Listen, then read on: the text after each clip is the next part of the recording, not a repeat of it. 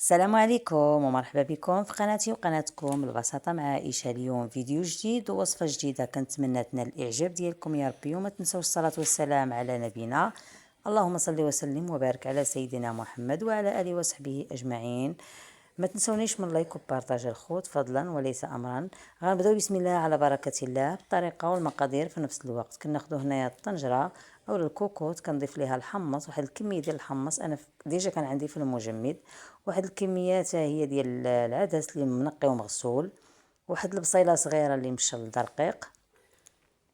غنضيف هنا واحد الحبات ديال المطيشه، تقريبا واحد نصف كيلو ديال المطيشه محكوكه على هذا الشكل هذا. غنضيف الكرافس اللي مدقوقين مقطعين رقيق، وعاود كذلك غادا نضيف القزبر والمعدنوس حتى هما مقطعين رقيق. غادا نحتفظ بواحد شويه نديرو حتى للاخير. كنتمنى تجربوا هذه الحريره هذه وتنال الاعجاب ديالكم. هنايا غادا نضيف واحد المكعب ديال مطيشه الحك كان عندي في المجمد. السمن ايضا كان عندي حتى هو كديره في المجمد. غير ما تنسونيش من لايك، سكينجبير اولا الزنجبيل، تحميره فلفل احمر،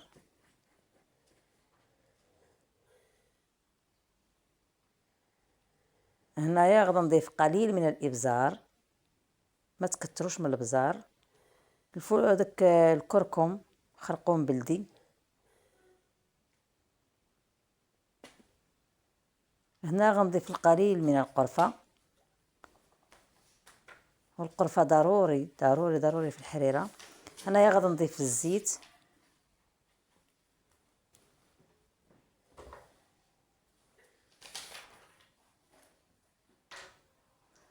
ثم الملح. الملح كتبقى حسب الذوق ديال كل واحد. صافي غادا نرويها ونسد عليها حتى يطيب الحمص ويطيب العدس ونتلاقاو. هنايا من بعد ما طاب الحمص والعدس كتجي لهذا الشكل هذا، راها طابت. كنرجعوها في قلبوطه تغلى.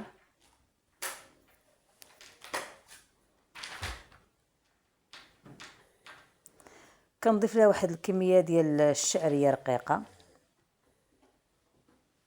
صافي، وكنحرك باش ما تلتصقش ديك الشعريه في القاع ديال الطنجره. في هذا الاثناء غادا نكون ناخذ واحد شويه ديال الدقيق، غادا نضيف عليه الماء ونخلطو مزيان. من بعد غادا نصبو في الطنجره مع التحراك المستمر باش ما يلصقش في قاع الطنجره وباش ما يتكورش. ضروري انا كنكب وكنحرك، ضروري من هذه العمليه هذه. صافي هنايا غادا نبقى مستمره في التحريك، مره مره كنجي نحركو. غير جربوها، راها جات لذيذه بهذه الطريقه هذه. كنتمنى تعجبكم وتشاركوا هذه الوصفه هذه مع الاهل والاصدقاء. صافي كنبقى مستمره مره مره نحرك فيها على هذا الشكل هذا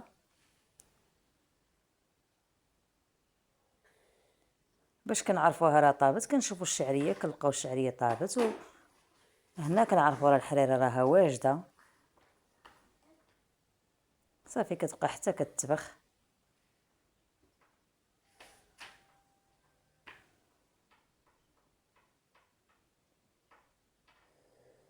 ضروري ما نحركو، مره مره نجيو نحركو.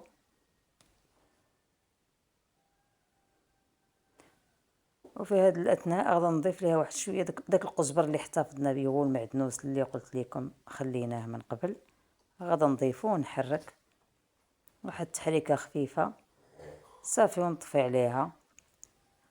غنخليها نحركها غير شويه ونطفي عليها صافي. ومن بعد كنقدموها كنرافقوها مع التمر اولا مع البريوات مع مسيمنات معمرين، كتجي على هذا الشكل هذا. كنتمنى تعجبكم، والى اللقاء في فيديو قادم ان شاء الله مع وصفه جديده.